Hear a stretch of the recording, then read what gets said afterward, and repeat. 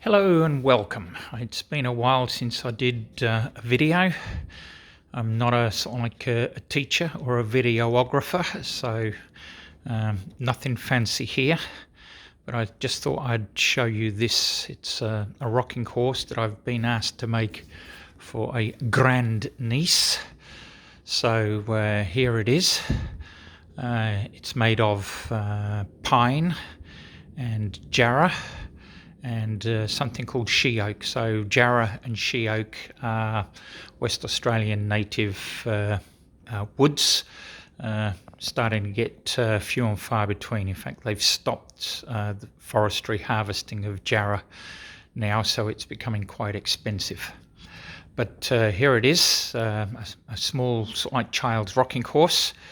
I got the plans from this company here, and they're called toymakersplans.com, which were very helpful.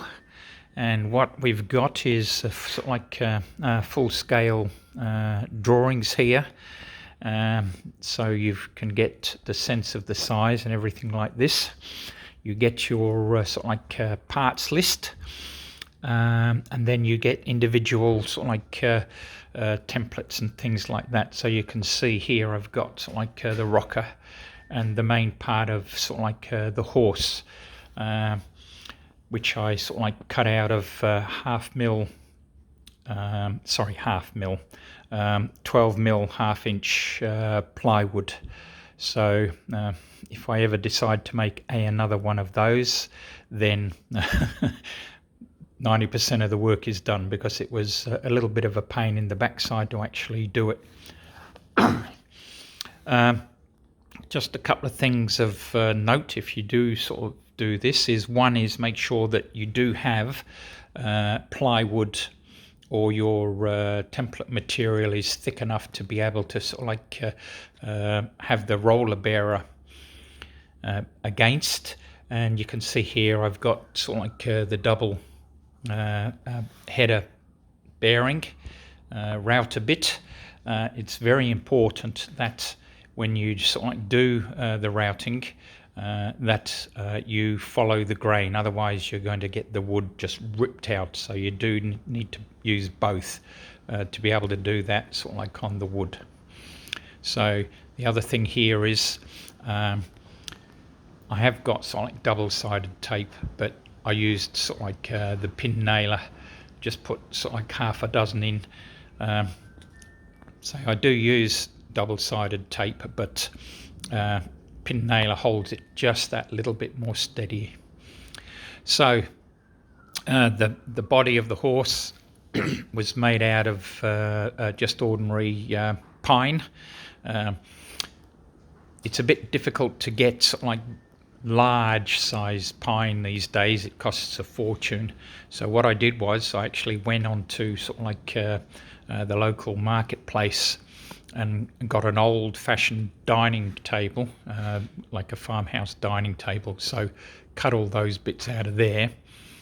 As I said, the Jarrah is very expensive, so I actually went and got a Jarrah sleeper and dimensioned all that. I have all the machinery over there to be able to do that. So I've got the big resaw saws over there, planers and things like that. So that's what that came from. The saddle, just to be different again, is made from sort of like something called forest she oak, a West Australian wood. Okay, and I decided to use that because it looks, you know, the sort of the colour of a saddle. So, and because I've got it, I made the eyes out of she oak as well, so they've got like a little stripy pattern there. So difficulties I had were sort of like aligning sort of like the legs onto sort of like the support board there, and then also sort of like aligning the legs, the support boards into the rockers. Although on the plan, it actually sort of like shows you where they should be. I mean, this is being precise. This is not a CNC sort of like cut out plans and things like this. This is me with the bandsaw and the router. So every little bit, just a millimetre out, can cause problems. So I have learnt, if and when I make another one, I've got some different ideas about how I can hold wood in place. So it's pretty important that you know, you do sort of like get the patterns as close as possible to size. Otherwise, where they say drill holes here, it's going to give you difficulties. And like holding the legs down to onto the boards and things like this, and keeping everything aligned does seem to be a bit of a problem. So yeah. All right, so there's my little rocking horse with a couple of tips on things that you should think about when you do the if you do sort of like come to do that. Thank you.